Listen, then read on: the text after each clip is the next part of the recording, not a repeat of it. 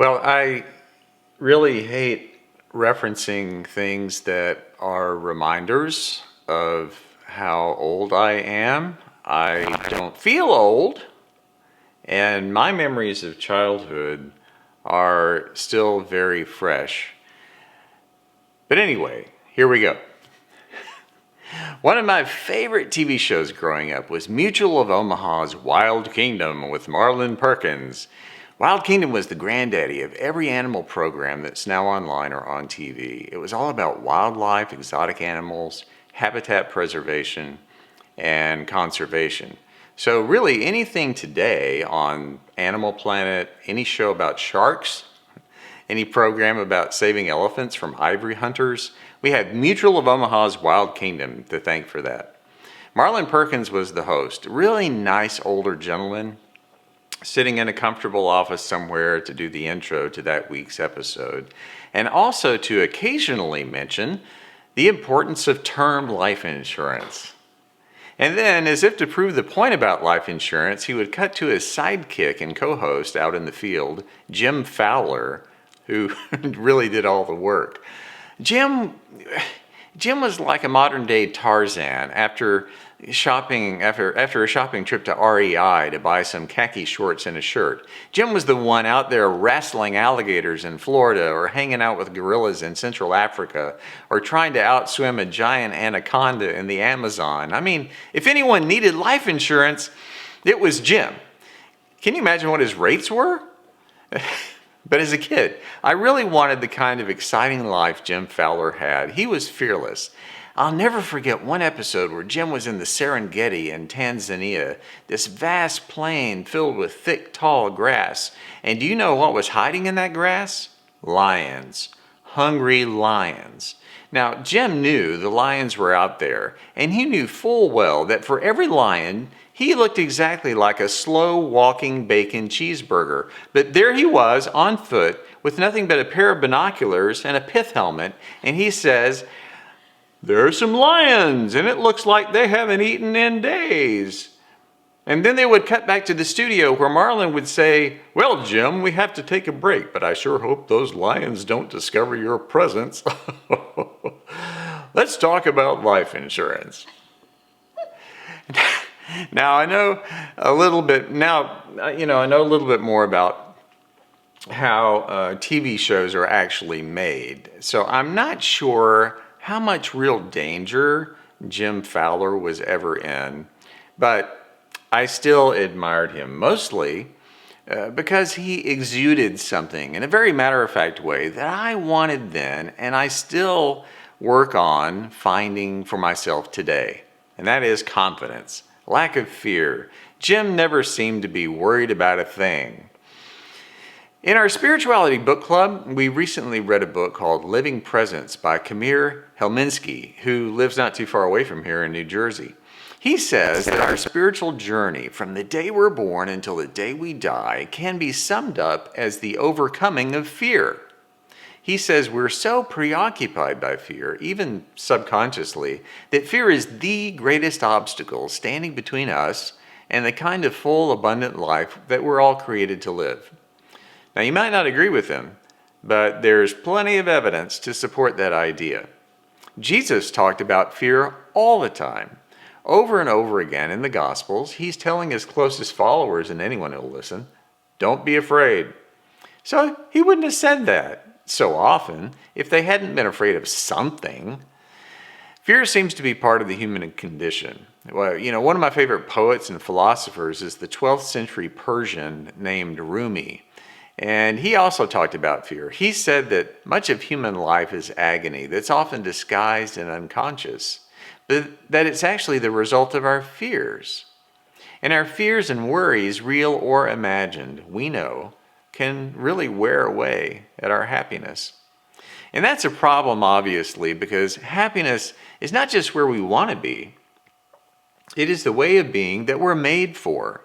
When we're happy, we're a lot more productive. We're better able to function, more emotionally balanced, and more open and aware to the goodness that surrounds us. A life of fullness, abundance, and joy. If that's the ship that we're meant to be sailing on through life, worry is like hitting an iceberg. we sink. So how do we avoid the icebergs? Well, by seeing them for what they are.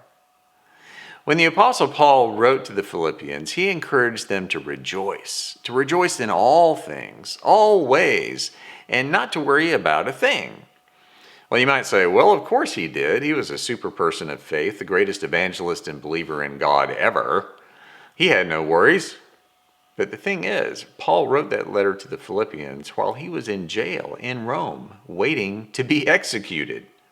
Might be true that Paul had a strong faith, but he was also human.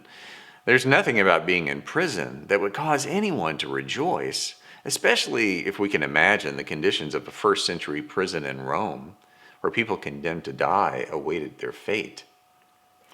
But even in the midst of that, Paul says, rejoice all the time, no matter what.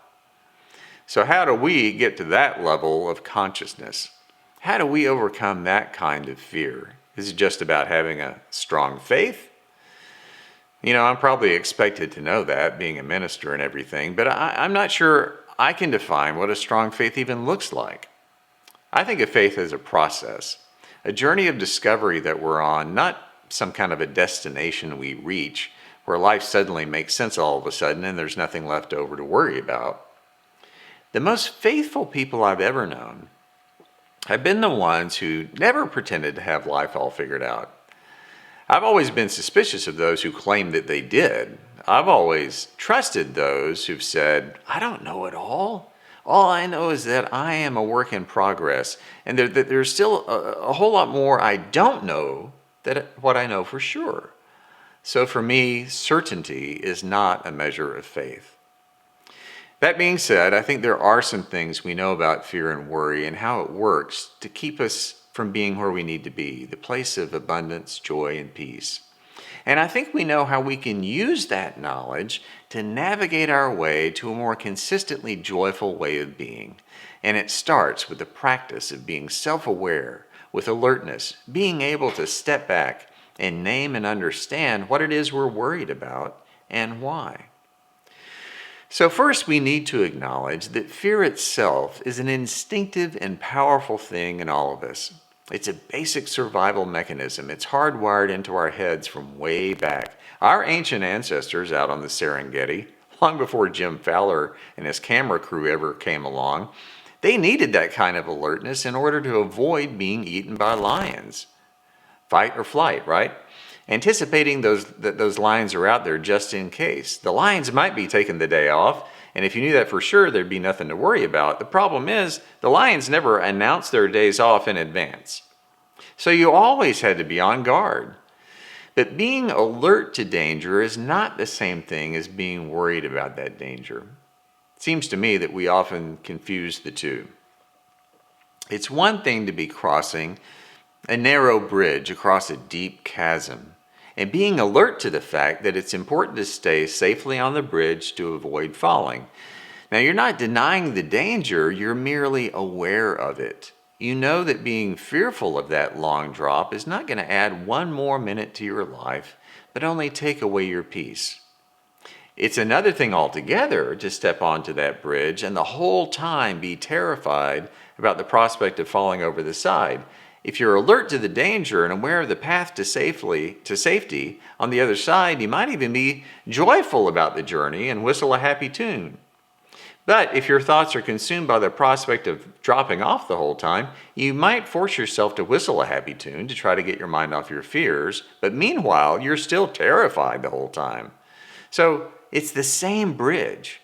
You can either cross that bridge alert and happy, or you can cross it completely unaware of how your worries are totally in control of you, and you're miserable. Alertness is more than mind over matter, and it's not the same thing as being fatalistic. It's a practice of being aware of yourself and of how you're feeling, of naming that feeling, sitting with that feeling, and then choosing what to do with that feeling. Now, one of our greatest worries is loss of control. We find safety and security in control. We know that there are some things that we can control, but we also know there are some things we cannot control. And if we're honest, even the things we can control are not always perfectly within our control. So we make plans to mitigate the effect of bad things that might happen. A few weeks ago for the Bucks County Book Fest, Elle did an online interview with Ibram X. Kendi, who wrote the best-selling book, How to Be an Anti-Racist. Great, super smart guy. He is also a cancer survivor, and a few years ago he was diagnosed with stage 4 colon cancer. So one of her questions to him was an analogy. She said, "Why can't we treat the disease of systemic racism in our culture in the same way we'd seek treatment if we were diagnosed with a really bad disease like cancer?" Ibram talked about that for a while, and then he kind of laughed and said, "Yeah, I had none of the things you'd normally associate with getting such a bad and advanced kind of cancer." He said, I was in my mid-30s, I didn't smoke, I hardly drank at all, I exercised, I had no family history of cancer, I'm a vegan for God's sake, so it was devastating. Of course, getting that diagnosis would be devastating and scary even if he had not been practicing a healthy lifestyle and regardless of his age. And by the way, he's doing okay now. He was treated successfully.